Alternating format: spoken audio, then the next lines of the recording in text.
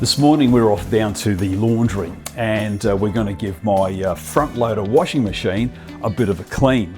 Now for this clean you will need some spray, any cleaning spray is fine, and some vinegar. And if you're asking why the vinegar, I'll show you in a minute.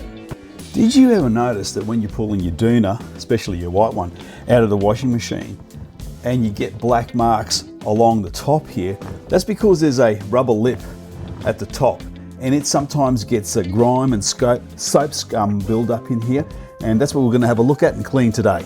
The reason that lip is here is because that's designed if you ever decide to take this rubber seal off, which is a long and complicated procedure.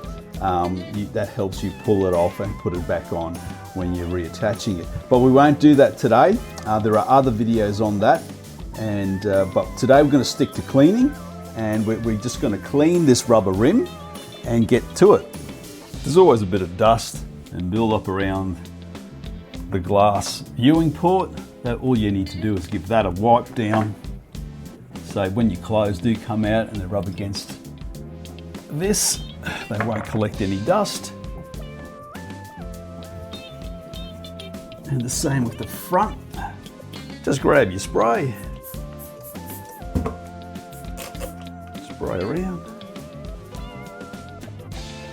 I like using the chucks cloth because you can get your fingers inside the grooves of the rubber. Give that a nice wipe. Now, as you can see in here, I hope the camera can pick this up, but there's a drain hole and water sits in there and a lot of scum builds up in there. So we want to make sure you give that a nice wipe. These drain holes lead back into the barrel and also drain out.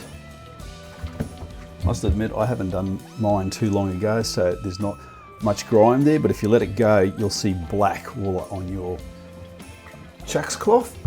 And don't forget, which is really important, to do this rubber lip up here.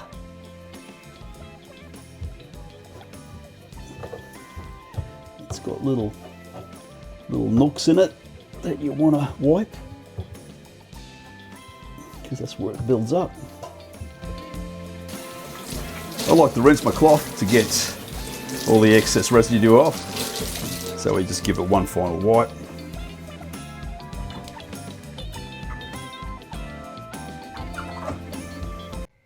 Now for part two of my quick clean. Have you ever noticed the little hatch at the bottom of your front loader washing machine?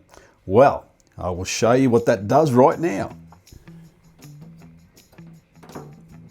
Pull this little tab.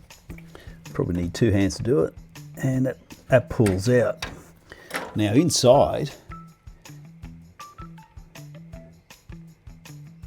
is a little screw top, and what I've discovered, what makes it easy, you put down a little mat. Put an old oven tray, or it could be a new one. Before you do it, open up your little hatch, and you start to unscrew this little connection here. And all the built up water that sits at the bottom of your tank flows out. You can take this little rubber thing out. Okay, and there's some grime in there, because it gets a bit grimy in here and a bit slimy. Give that a clean.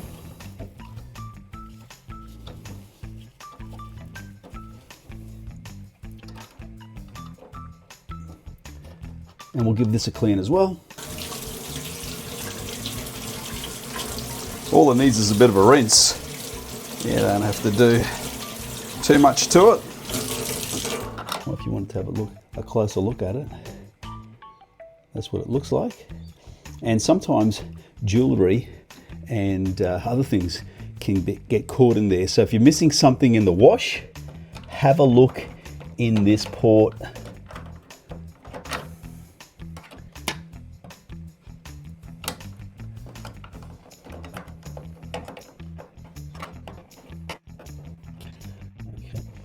It slots in a particular way. There are little grooves for it to get into. So screw that back in, make sure it's flush, put that back, and you're done. Now, I showed you vinegar at the beginning of the video, and the reason we're going to use it is because vinegar dissolves soap scum and calcium deposits, and we're going to pour some in the washing machine.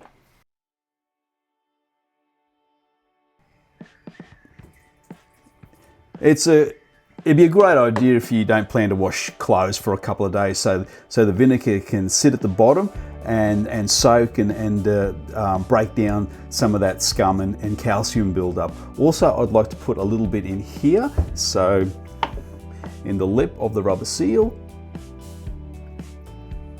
and that will do the same thing, break down calcium buildups and clean out the little drains that are in there. I hope you enjoyed those 2 little cleaning tips. Don't forget that vinegar works a treat. If your washing machine is smelling a bit, just put some down there. It works fantastic. If you want to see me repair my mailbox, which I had to invent a novel way to try to fix it because I couldn't find anything on Google on how to fix it, I made it up myself. Click on that 2-part video.